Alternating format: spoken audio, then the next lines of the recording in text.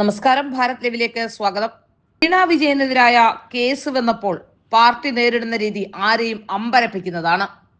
ജീവിതത്തിൽ ഇന്ന് വരെ ഒരു കൊടി പോലും പിടിക്കാത്ത വീണ വിജയന്റെ കേസ് വ്യക്തിപരമല്ല എന്നും അത് പാർട്ടി നേതാവിന്റെ മകളായതുകൊണ്ട് വന്നതാണെന്ന വാദമുയർത്തിക്കൊണ്ട് കേസിനെ ഏറ്റെടുക്കുകയാണ് CPM. അതുകൊണ്ടാണ് രാഷ്ട്രീയപരമായും നിയമപരമായും നേരിടുമെന്ന് പറയുന്നത് എന്നൊക്കെയാണ് ഇപ്പോൾ MA ബേബിയുടെ അടക്കമുള്ള വാദങ്ങളായി പുറത്തുവരുന്നത്.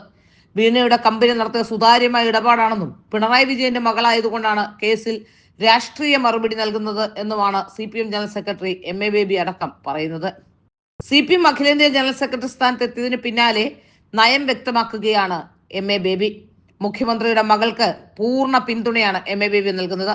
മുഖ്യമന്ത്രിയുടെ മകൾക്കെതിരായ SFIO കേസിലാണ് ബേബി പിന്തുണ പ്രഖ്യാപിക്കുന്നത്. വിഷയം CPM രാഷ്ട്രീയപരമായി നേരിടുമെന്നാണ് ബേബി ഏഷ്യാനെറ്റ് ന്യൂസ് ചാനലിന് നൽകിയ അഭിമുഖത്തിൽ വ്യക്തമാക്കുന്നത്.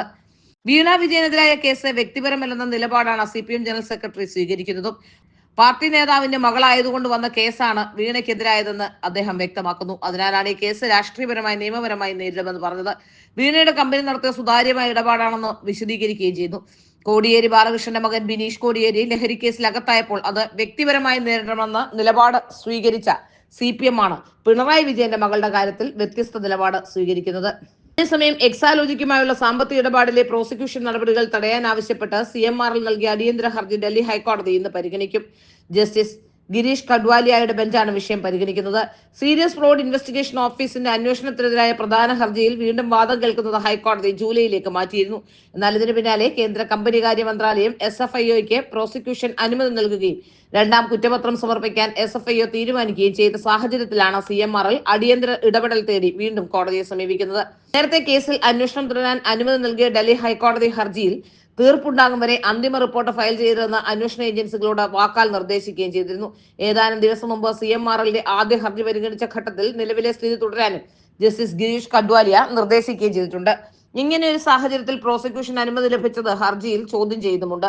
SFIO അന്തിമ അന്വേഷണ റിപ്പോർട്ട് നൽകിയോ പ്രോസിക്യൂഷനോ കമ്പനികാര്യ മന്ത്രാലയം അനുമതി നൽകിയോ എന്നീ കാര്യങ്ങൾ വ്യക്തത വരുത്തണമെന്നും ഹൈക്കോടതിയുടെ അനുമതിയില്ലാതെ പ്രോസിക്യൂഷൻ നടപടികൾ ആരംഭിക്കരുതെന്നുമൊക്കെയാണ് ഹർജിയിലെ ആവശ്യങ്ങൾ. വീണ വിജയനെ പ്രതി ചേർത്ത് SFIO കുറ്റപത്രം സമർപ്പിച്ചതിന് പിന്നാലെ ക്ഷേത്ര ദർശനവുമായി വീണയും രംഗത്തെത്തി. വീണയെ അറസ്റ്റ് ചെയ്യണമെന്നും പിണറായി രാജിവെക്കണമെന്ന ആവശ്യങ്ങളൊക്കെ ഇപ്പോൾ ഉയരുന്നുണ്ട്. എന്നാൽ ഒരു പ്രതിസന്ധി ഘട്ടത്തിൽ ക്ഷേത്ര ദർശനവുമായി എത്തുന്ന വീണ വിജയന്റെ ദൃശ്യങ്ങൾ ഇപ്പോൾ പുറത്തു വന്നിരിക്കുന്നു. മധുരയിൽ പാർട്ടി കോൺഗ്രസ് നടക്കുന്ന വേദിയിൽ മുഖ്യമന്ത്രിക്കും ഭർത്താവ് മുഹമ്മദ് റിയാസിനുമൊപ്പം കുടുംബസമേതമായാണ് വീണ വിജയൻ എത്തിയത്. ഈ വേളയിലാണ് തമിഴ്നാട്ടിലെ പ്രധാന ക്ഷേത്രങ്ങൾ സന്ദർശിച്ച് പ്രാർത്ഥനയും ജപവും ഒക്കെയായി വീണ മുഴുകുന്നത്.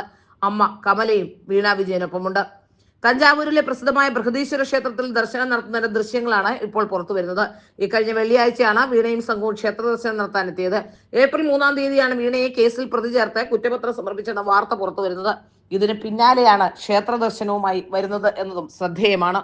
വീണ വിജയന് രാഷ്ട്രീയ പ്രതിരോധം തീർക്കുന്ന CPM ഇനി വീണ വിജയനെ മന്ത്രിയാക്കുമോ എന്ന് പോലും സംശയിക്കേണ്ടിയിരിക്കുന്നു. അങ്ങനെയെങ്കിൽ പരിരക്ഷ ഉറപ്പാക്കാനും കഴിയുമല്ലോ.